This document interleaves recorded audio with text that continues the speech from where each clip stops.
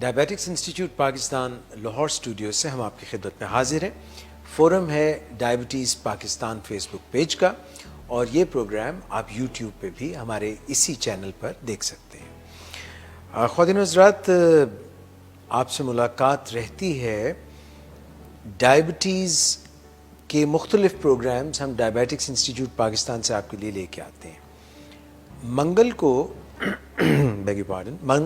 کو ہم آپ کے لیے کر رہے تھے پروگرام 2:30-3 بجے, مگر اب سردیوں کی وجہ سے تھوڑے سے ٹائمنگز چینج کیے ہیں, تو منگل کو جو ہم پروگرام پہلے کرتے تھے دوپہر کو, اب وہ شام کو کیا کریں گے, یعنی 6 بجے کے بعد. اور ہمارے ساتھ آج بھی اس پروگرام کے لیے تشریف رکھتے ہیں ڈاکٹر نوید شہزاد.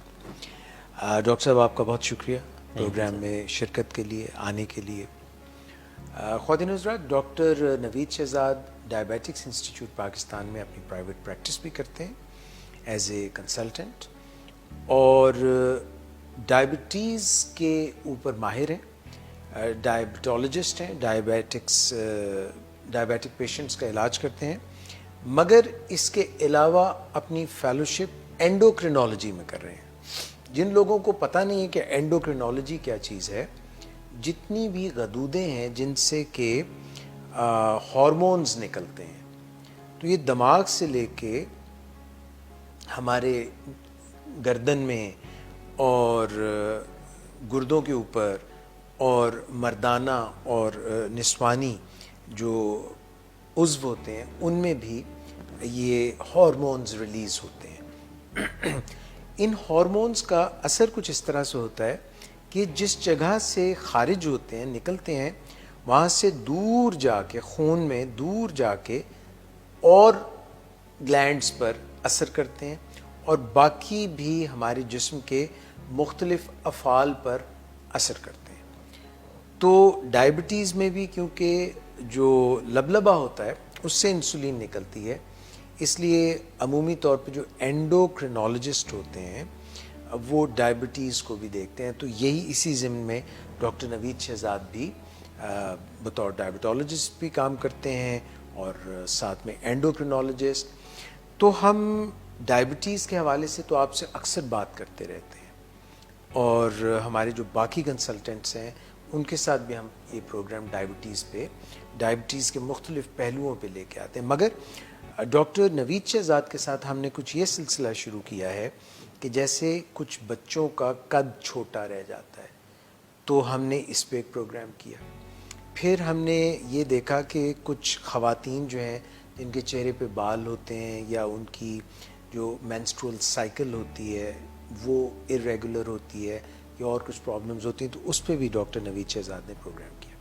اس کے علاوہ مردوں میں جو بچہ پیدا کرنے کی کوئی کمی ہو, یا جو ہے سیکشول ریلیشنز قائم کرنے میں کچھ ضعف ہو, اس پہ بھی ہم نے پروگرام کیا.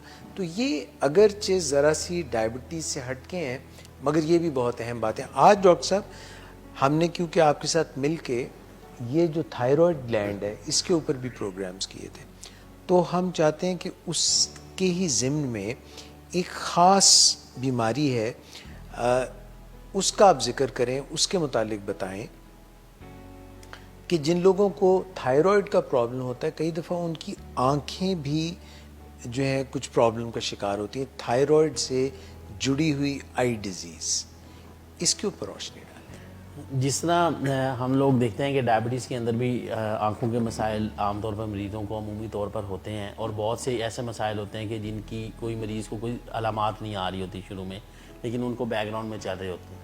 اس طرح تھائرائڈ میں بھی جو لوگوں کو آنکھوں کی بیماری ہوتی ہے, جس کو ہم گریوز تھائرائڈ آئی ڈیزیز کہتے ہیں, وہ کوئی دکھا سکتے ہیں آپ کی کس طرح کی؟ یہ ہمارے اگر پروڈیوسر ہمیں دکھا سکیں, ہاں یہ دیکھیں, بالکل آپ دیکھیں کہ کوئی آپ کو جیسے سٹیئر کر رہا ہے, سٹیئرنگ لک ہے جی, ٹھیک ہے. اس کے اندر آپ یہ دیکھیں کہ آئی جو ہے وہ آنکھوں کے ارد گرد سوزش ہوئی ہوئی ہے, ٹھیک ہے. پھر آنکھوں کی جو کیا پتلیاں پھیلی, وہ پردہ پھیلا ہوا ہے, ٹھیک ہے, اور ساتھ میں سوزش بھی ہے, ریڈنس جس پہ لکھی ہوئی ہے. جی, تو اس پورے آئیز باہر نکلی ہوئی, جیسے کوئی سٹیئر کر رہا ہے, ہاں ٹھیک ہے. یہ سٹیئرنگ آئیز مطلب اس کو عام زبان میں لوگ کہہ بھی دیتے اور یہ جو اندر کی ساری پتلی اور اس کے ارد گرد کا جو آئرس ہے، ہیں آئرس، اس کے علاوہ جو سفید حصہ ہے ہاں یہ زیادہ بڑھ جاتا اسکلیرا جس کو ہم کہتے ہیں، یہ بڑا نمایاں ہے، یہ نظر بڑا نمایاں ہے اس میں. جی اور دوسرا یہ کہ آپ دیکھیں سوزش بھی ہے، ریڈنس بھی ہے. جی. تو یہ جو ہے وہ آنکھوں کا باہر آ جانا، آنکھوں کی سوزش ہو جانا، آنکھ کی جو ہے سفید حصہ کا زیادہ نظر آنا، تو اس کو ہم ایک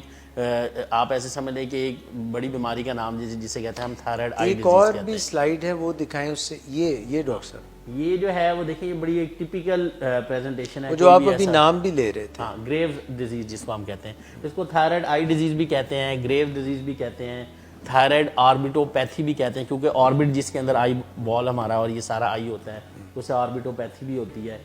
ٹھیک ہے، یہ ایک ہماری تصویر ہے جس میں آپ دیکھیں دو تصویریں ہمیں نظر آ رہی ہیں. ایک طرف نارمل ہے، ایک طرف ایب نارمل ہے. ٹھیک ہے، یہ نارمل والے دیکھیں کہ دو آپ کو نظر آئیں گے کہ بالکل ایک نارمل آئی بال ہے، ایک آگے لائن ہے، اس کے آگے ہمیں آئی بال نظر آ رہا ہے.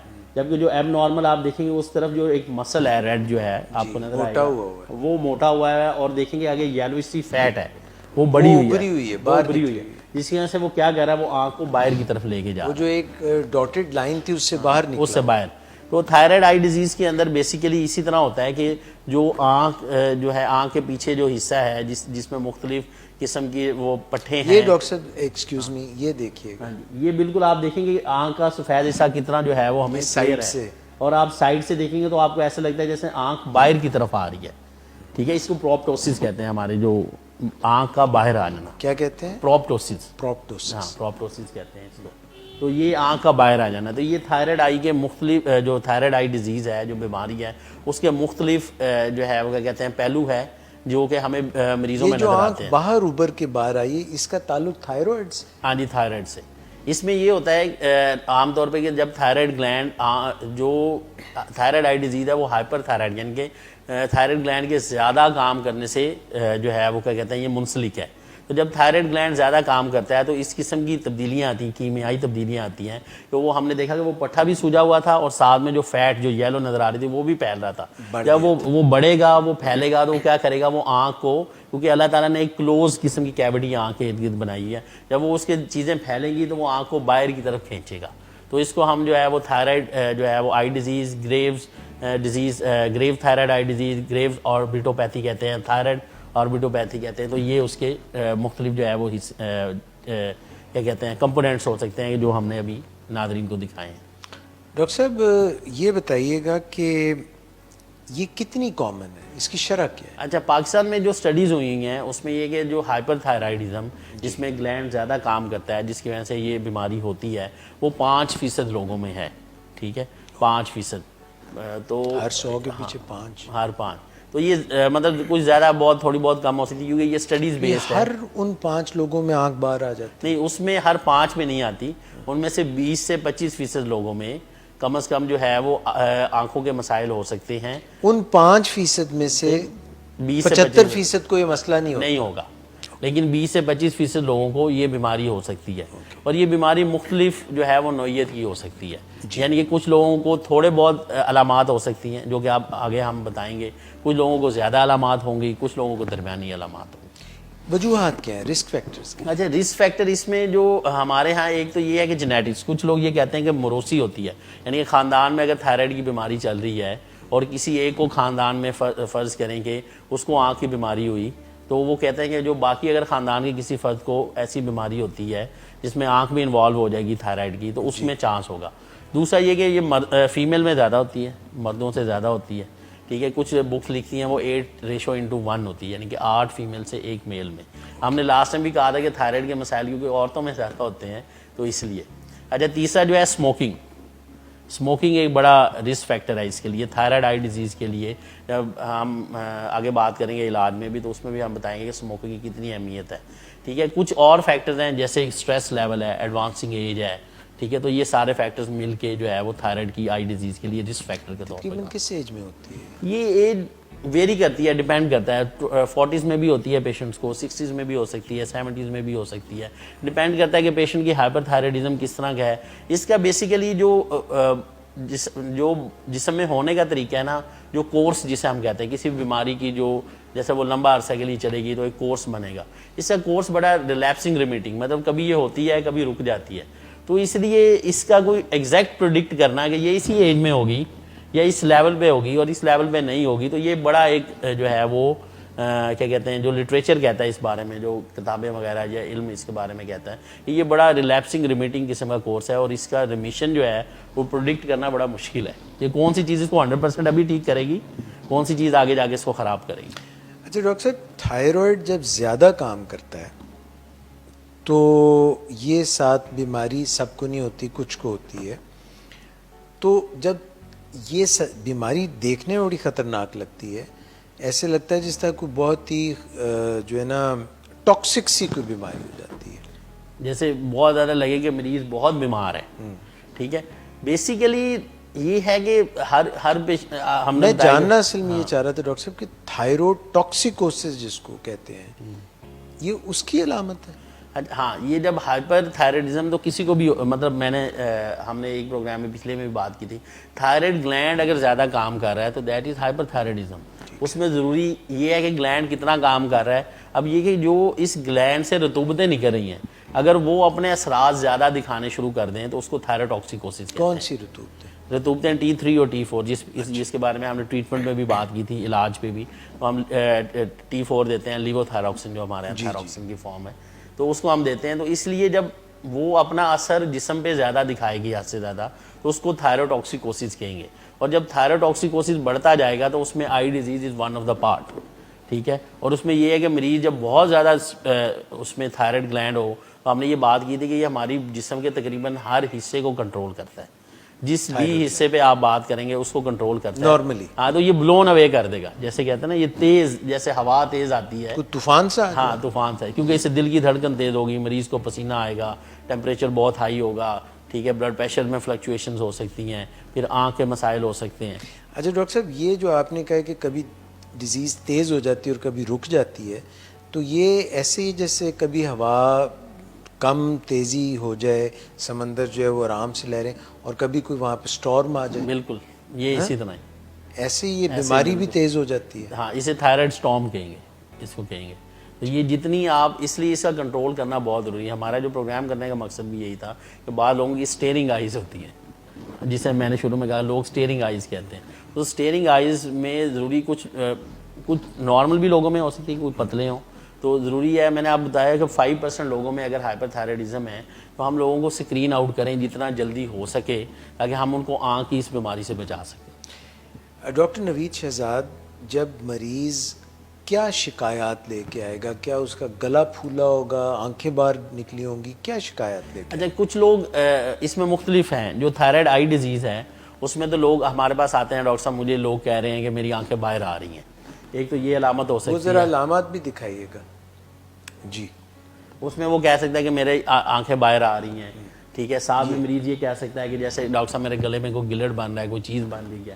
اس کے علاوہ آپ اس سے ہماری پکچر میں دیکھیں، اس میں مریض کہتا ہے کہ مجھے پسینہ بہت زیادہ آ رہا ہے، دل کی دھڑکن تیز ہو رہی ہے، جلد خشک ہونی شروع ہو گئی ہے، جلد پہ نشان بننے شروع ہو گئے ہیں، اور وزن گرتا جا رہا ہے. میں حالانکہ بالکل ٹھیک کھانا کھاتا ہوں.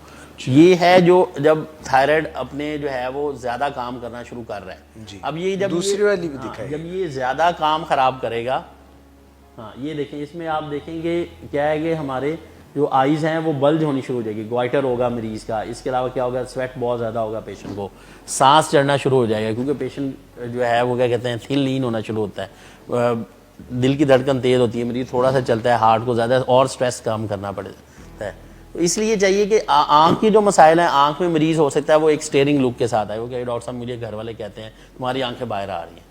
ہو سکتا ہے ان میں سے جو ہم نے ابھی تصویریں دکھائی ان میں سے کوئی علامت ہو. ڈاکٹر صاحب معذرت کے ساتھ پنجابی میں نے اس کے لیے کچھ الفاظ ہیں وہ بالکل پرفیکٹلی بتا کہندے نے فلانے دے آنے اڈے ہوئے نے، آنے باہر بھی آئے، آنے باہر آئے نے.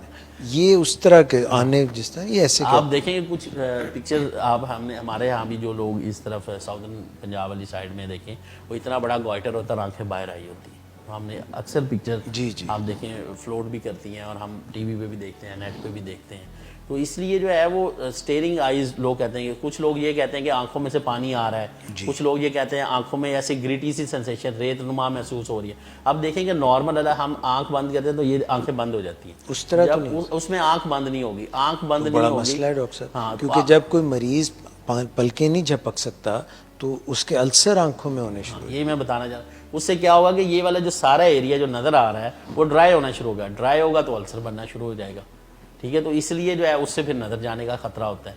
تو یہ کسی بھی علامت کے ساتھ, آنکھ باہر آئی, آنکھ میں سرخی آ رہی ہے, آنکھ میں سے پانی آ رہا ہے, ڈاکٹر صاحب آنکھ باہر آ رہی ہے, آنکھیں بند نہیں ہوتی, ٹھیک ہے, آنکھ پھولتی جا رہی ہے, ارد گرد سوزش ہونی شروع ہو گئی ہے, ٹھیک ہے, مریض کو درد بہت زیادہ ہو رہی ہے, تو اس لیے جو ہے وہ, اور اسپیشلی اگر اس کو تھائرائڈ کا مسئلہ ہو تو ہمیں چاہیے کہ ہم تھائرائڈ آئی ڈیزیز کی طرف, مریض کی طرف سوچیں.